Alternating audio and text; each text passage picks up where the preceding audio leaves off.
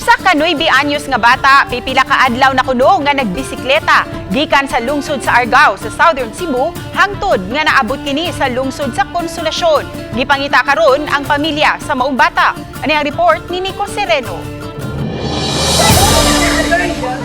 Sa highway sa lungsod sa Konsolasyon, naabtan kagabi sa traffic enforcer ang bata sakay sa iyang bisikleta. Gihulagway ni Melvin Dumagit daw sa nagluya o gikapoy kuno kini. Maong gipapahuway kini sa enforcer o gipakaon aron mahuwas-huwasan. Ang bata na ilang si Jaime Sumampong gikan pa sa barangay Taluot, Argao, sakay lang sa iyang bisikleta. Biyernes pa kuno kini nagsugod og bike ug may kuyog siyang kailang nga may anggang ngi-ngi kapin sa 20 ang pangidaron. Gigutom jud siya gabi.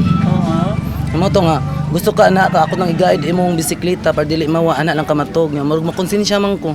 Adto ta ko police station dito nya ningari na lang ko. Sa pagpangutana namo sa bata, miangkon kini nga may plano sila sa iyang kauban nga manarbaho dinhi sa syudad pinaagi sa pagpanghugas og plato. Apan samtang anaa sa syudad, nagkabingkil kuno siya sa iyang kauban maong gibiyaan kini. Anong gibiyaan man kaniya kay? Lagot mo to siya na ako kay naakulpan kay di mo ko mangatag sa hatagan ako siya. Man siya nga, yayahay ta niya. Mo to gabi, nakakaon ko gabi kay nakakita mo kupan niya. Akong pangayo na mo to, ipakaon ko kanon. Sa pagsukit-sukit sa identity sa bata, giasoy niini ang pangan sa iyang apuhan, Mosay Sumampong. Aron nga naman nabaho man ka? Aron makapalit mo bugas.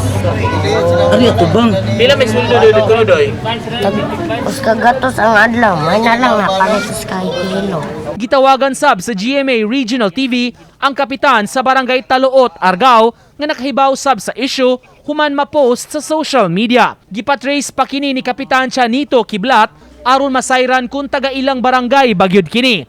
May tatong press na ko tatong daran kay matkuan gid nato maiyang kung say detalye sa iyang pamilya diri sa Talot. Kay MDR mo ni kontak nako kay nangita na ko tanap po sila taga Talot pa rin siyang bata.